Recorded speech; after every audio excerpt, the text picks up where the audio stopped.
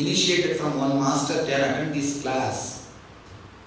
Can it help me to go further in this line? Yes, no problem at all. If you are already initiated, you can attend. Not only that, after this class, you are free to go around and get initiated or learn anything from any master. I always tell people, collect best flowers from all the gardens and make a beautiful bouquet for you, beautiful garland for you. So there is nothing like if you go to my shop, don't go to that shop. If you go to that shop, don't come to my shop. Nothing like that. It's not business. One more thing I always tell people, all masters are here just to enrich your life. Do that. And your ego is not that it will die just by being beaten by one master. Let it be beaten by 10, 12 sources. Only then it will learn and die. So I don't think the sources of learning should be reduced. Just don't go to people who say don't go to others. That's all. Go and learn from all sources. Let me tell you, it's an important story I have to tell you. This is a very frequently asked question. Let me handle it now. It's once for all.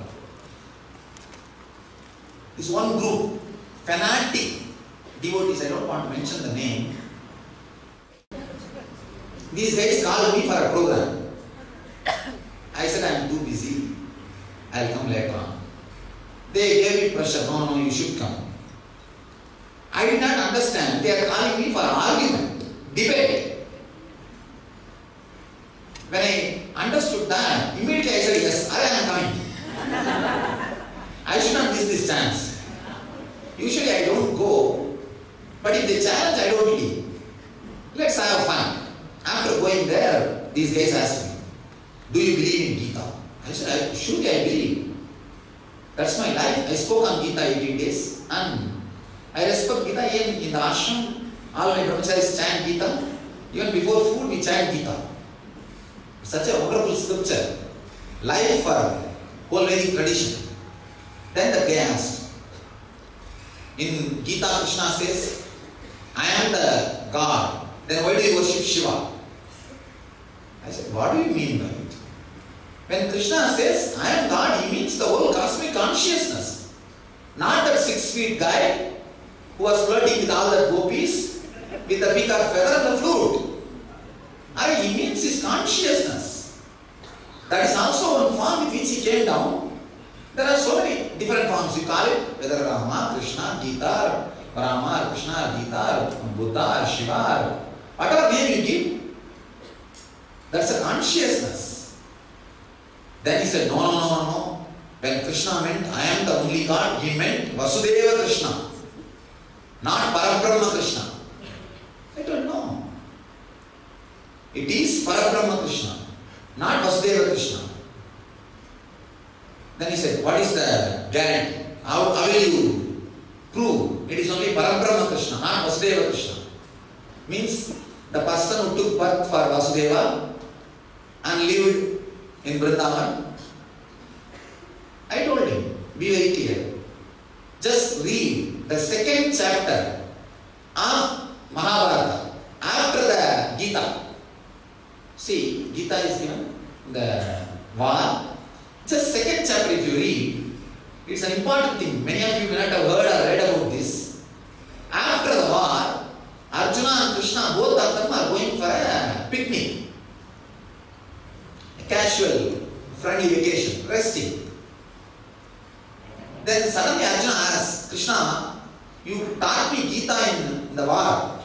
Because it was a war field, I forgot whatever you taught.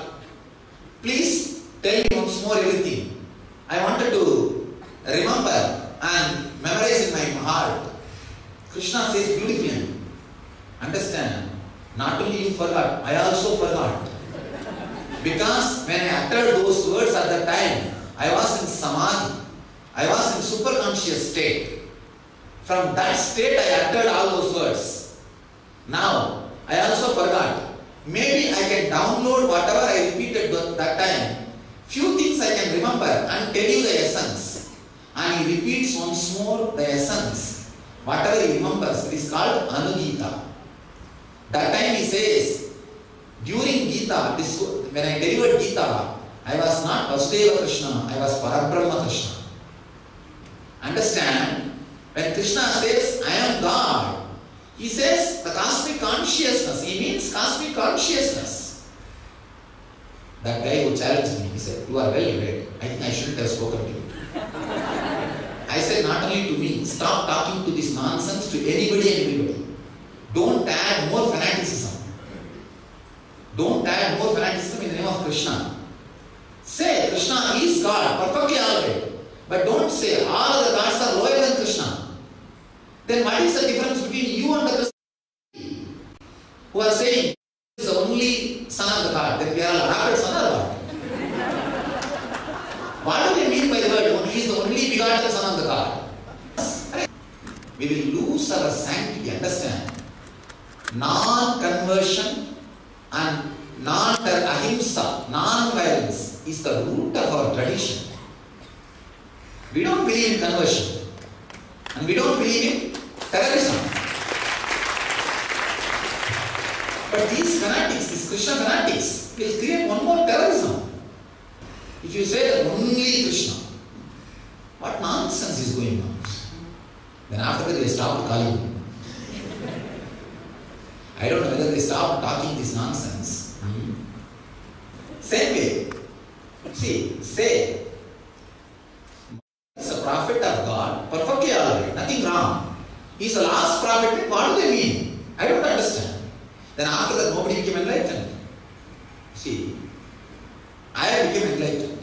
If I say after me nobody became enlightened, then the path which I traveled, I destroyed the system. It's a defaming me. If I contributed to the science and left the path open to the next generation, for more and more people to become enlightened, that is the prestige. These guys don't understand when they say this is the last prophet, they are defaming him. They are abusing him. Be very clear, there is no last prophet, there is no only one son. Again and again, and Krishna himself says, that is the beauty of Gita. He says, again and again I will come back. Again and again I will happen. Sambhavami yuke yuke. Understand? In Sanskrit that word means, what he says, he does not say, again and again I will come back. He says, again and again I will happen. Means, Krishna is a conscious happening, not individual person.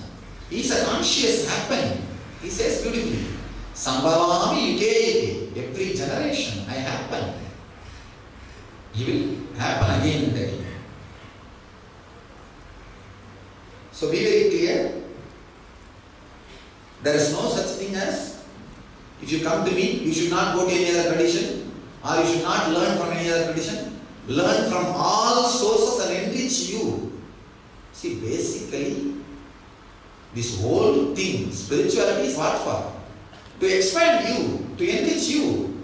Sometimes you may find some good flower here, there. Learn all the good things. Add as much as positive things to your life. There is nothing wrong. That's why in all our temples, in USA, not only Shiva, Krishna, Rama, I put even Nayanmars and the Jain Tirthankaras, Buddha, Guru Granth Sahib, everything. Almost all traditions I try to put. Whoever wants to feel connected to anything, please connect.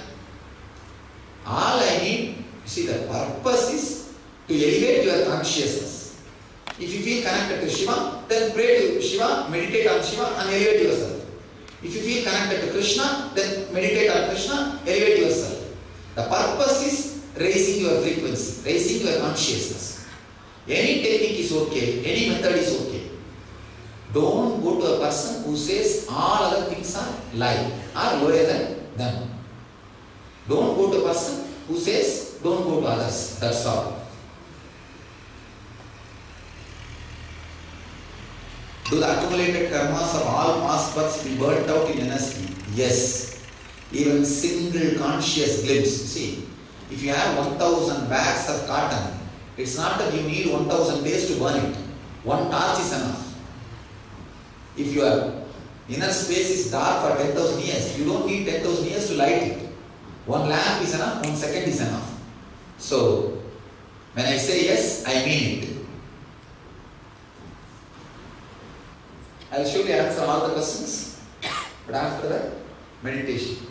It's Sandhya time, means the day and night meeting, the evening. It is time for our meditation technique. Then I will clarify all the other doubts. First thing, I want you to understand, really do not think you will come back again. If you are constantly pacifying your mind, no, I am not going to die, I am not going to die, you will never enter into the depth.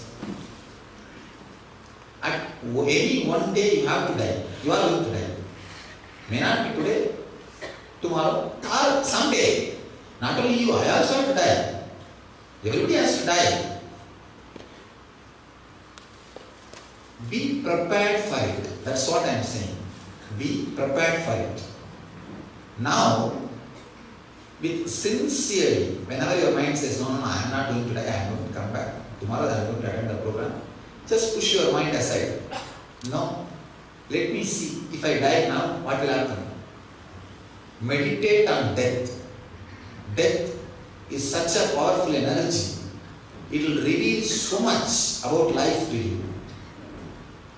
You will not take your life for granted.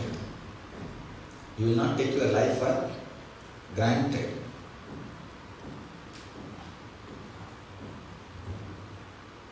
One more thing, an important thing. When you go into the death, you will suddenly realize how you abuse the life, how you do not respect the life. Only when you know you are going to miss it, you will suddenly try to grab it. Till then, it is there. You don't catch. You don't try to grab. You don't try to touch the life. You don't try to experience the life. So intensely, step by step, take the help of your visualization power. And whatever you think as negative, let it happen in you now. You may think, what is this one? Won't it strengthen my negative engrams? No. Consciously, if you enter, negativity will leave your system. It won't strengthen your engrams. Whatever you think should not happen to you, let it happen. Whether losing your wealth or health or money or very life itself, let everything be lost. Let everything be lost. All the fear, pain related to fear, let it come up. Let it come up. See, the fear is the main layer which is responsible for your chronic fatigue. Your chronic fatigue and depression is nothing but a perverted form of the fear which you are carrying. Please understand. The perverted form of the fear which you are carrying is what? Is chronic fatigue and tiredness and depression. Now it is time you face it. One more thing. Apart from you trying, I will also be guiding. And the Master's guidance is such a powerful experience. It will put you literally in death. It will just put you in death. Literally, you will see for a few minutes that you lose the awareness of the body. You just lose the awareness about your body. You just lose the identification which you are carrying with you.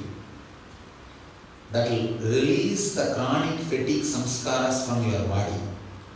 That will release the tremendous tiredness you are carrying in your body. Do not think tiredness means just the feeling like sleeping. Even while sitting, after 5 minutes, what you do?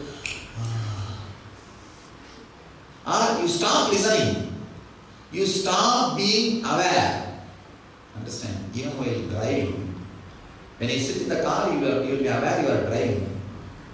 Suddenly, only when you reach the place where you are supposed to reach and stop the car, you are aware that you reach the place. Half an hour you would have driven. Half an hour you would have driven. You only drove. You took the decision, pressing the clutch, pressing the brake, right, left, stopping, everything. But that half an hour, you have fallen into unconsciousness. That is what I call chronic fatigue. Chronic fatigue is responsible for that falling into unconscious. Chronic fatigue is responsible for your diabetes and blood pressure. All the disease, understand? All the disease which came from inside, the psychosomatic diseases, chronic fatigue is responsible. Constantly your unconscious wants to lie down. But one part of you is restless to fulfill the desires. This fight only becomes desire, becomes disease. Let this fatigue leave your system. Leave your system. I'll guide you step by step. Just go with my guidance. You don't have to make yourself tense.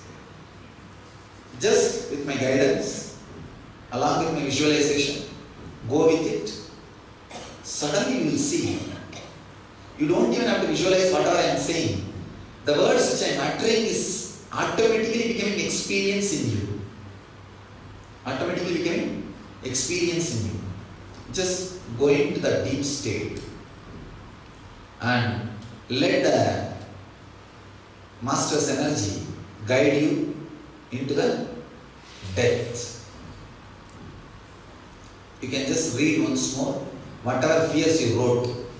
Just read it. Then please spread all over the hall.